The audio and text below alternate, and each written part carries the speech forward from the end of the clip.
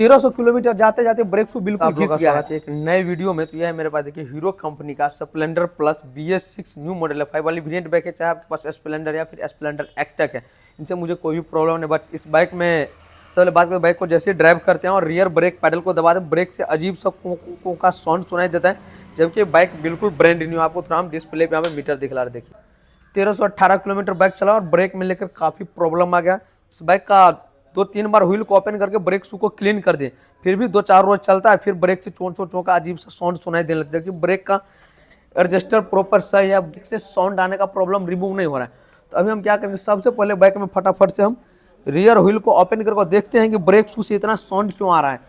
आप लोग वीडियो में अंत तक बनेगा, वीडियो को कहीं से भी स्किप नहीं कीजिएगा। तो चलिए फटाफट से हम व्हील को ओपन कर लेते हैं। और एक बार आप कमेंट करके जरूर बताएं, क्या आपके पास भी ऐसा बाइक है जिसमें ब्रेक दबाने से चोंचों का साउंड आ रहा है। न्यू बाइक ब्रेक दबाने से चोंचों का साउंड आ रहा है, और ये साउंड ज़्यादा आएगा सुबह के टाइम, ब्रेक दबाने के बाद साउंड ज़्यादा आता है। नॉलेजेबल कंटेंट पाने के लिए चैनल को सब्सक्राइब करके बेल आइकन को प्रेस कर लीजिए। चलिए फटाफट से हम रियर व्हील को ओपन कर लेते हैं। फ्रेंड्स, रियर व्हील को ओपन करेंगे, सबसे पहले टाना वाले बोल्ट को यहाँ से 12 mm का रिंग स्पिनर लेकर के इस बोल्ट को हम यहाँ से ओपन कर लेंगे। देखिए बोल्ट को ओपन कर लेना है, बाहर निकालें।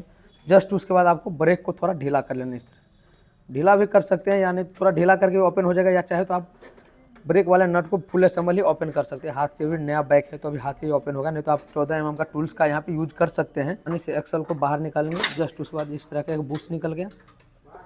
जस्ट उसके बाद व्हील जो है आसानी से आपको बाहर निकल जाएगा। नली खुल करके बाहर आ गया। और चलिए ब्रेक शू को हम यहाँ से बाहर निकाल लेते हैं। अब देखिए यहाँ पे ब्रेक शू को हम लगभग 10 रोज पहले क्लीन किया, और ब्रेक शू के ऊपर कितना ज़्यादा कार्बन जम रहा है। कार्बन जमने का एक ही रीज़न है, हो सकता है न्यू बाइक में ब्रेक शू का लेदर का क्वालिटी परफेक्ट नहीं होगा। जो लेदर का क्वालिटी के लेकर ब्रेक शू से साउंड आने लगता है, बट ड्रम का ऐसा कुछ लोचा है नहीं। मेन है इस ब्रेक शू का लेदर का क्वालिटी। अगर आपको बाइक में ब्रेक दबाने में बार बार साउंड आ रहा है और न्यू बाइक है, तो आप एक बार क्या कीजिए, ब्रेक शू का आप रिप्लेस कर दीजिए, उसके बाद साउंड आना 100% रिमूव हो जाएगा। हम फटाफट से ब्रेक शू को रिप्लेस कर लेंगे। चलिए यहाँ पे पहले हम एयर गन की मदद से ड्रम को क्लीन कर लेते हैं। जस्ट उसके बाद आप पहले यहाँ पे क्लीनिंग करेंगे, क्योंकि ज़्यादा अभी कचरा है नहीं इसके अंदर। परफेक्ट हमने क्लीन कर लिया। अब इसको सरेस का हाथ की मदद से इसको हम प्रॉपर क्लीन कर चुके हैं। अब जो भी कार्बन वगैरह वो भी बाहर निकल जाएगा। तो फ्रेंड्स, अब क्या करें, हम नॉर्मली सरेस कार्ड लेकर रैपर लेकर उसको पहले एक बार हम क्लीन कर लेंगे। कल देखिए ड्रम में ज़्यादा कचरा है नहीं, तो ड्रम से लेकर ब्रेक दबाने पर साउंड आने है। मेन जो था वो ब्रेक शू के लेकर इशू था। हमारा रहा फाइनली हाफ प्लेट। ये हमारा जो पुराना ब्रेक शू है, इससे हम स्प्रिंग को बाहर निकाल लेंगे। अगर आप हीरो का जेनुअन ब्रेक शू यूज करना चाहते हैं, हीरो का जेनुअन यूज कर सकते हैं। मिंडा का आता है, एंड्योरेंस आता है, बहुत से ऐसे कंपनी है जिसका आपको ब्रेक शू मार्केट में मिल जाएगा। बट यहाँ पे मैं पुराना ही स्प्रिंग जो है बाहर निकाल रहा हूँ, क्योंकि स्प्रिंग प्रॉपर सही है और दोनों ब्रेक शू का लेदर जो है घिस गया था। इसको साइड कर देंगे। अब इस बैग में हम इंस्टॉल करेंगे वो बॉस कंपनी का ब्रेक शू, जो कि काफ़ी अच्छा क्वालिटी है। मैं काफ़ी बैग में ब्रेक शू जो बॉस कंपनी का यूज़ करता हूँ, बट इसमें थोड़ा आपको प्राइस ज़्यादा है, लेकिन और जेनुअन से कम है, और जेनुअन जैसा परफेक्ट क्वालिटी मिलेगा। मेन है कि इसमें आपको ब्रेक दबाने के बाद साउंड नहीं आता। हम ये चीज़ गेस किए हैं, जिसका प्राइस है वो भी 250 रुपये इसका प्राइस है। ब्रेक शू का जो मेन लेदर का क्वालिटी काफ़ी स्मूथ इसका लेदर रहता है, जो कि जल्दी घिसता भी नहीं है और चोंचों का साउंड नहीं आने देता है। और काफ़ी मैकेनिक भाई लोग क्या बोले, यहाँ पे तो कुछ लिखा नहीं, तो लोकल है, लोकल नहीं है। देखिए बॉस में नाम कहाँ पे लिखा हो, तो बॉस का नाम जो यहाँ पे लिखा, देखिए बॉस यहाँ पे इस कंपनी का नाम लिखा। बाकी ब्रेक शू के इस तरफ कुछ भी नहीं लिखा है, तो आप इससे नहीं जज करिए कि लोकल है, लोकल नहीं है। देखिए यहाँ पे लिखा है बॉस। काफ़ी ब्रेक शू पे यहाँ पे नाम लिखा रहता है, बट बॉस में जो है ऊपर में नाम नहीं लिखा है। बॉस के ब्रेक शू में साइड में नाम लिखा हुआ है। और यहाँ पे इसको सेटिंग कर लेता हूँ। परफेक्ट ब्रेक शू सेटिंग हुआ। अब उसके बाद क्या करना है, इस केम में थोड़ा आपको नया वाला ग्रीस डाल देना, ताकि ये केम जो है जाम नहीं होगा, केम प्रॉपर स्मूथ रहे।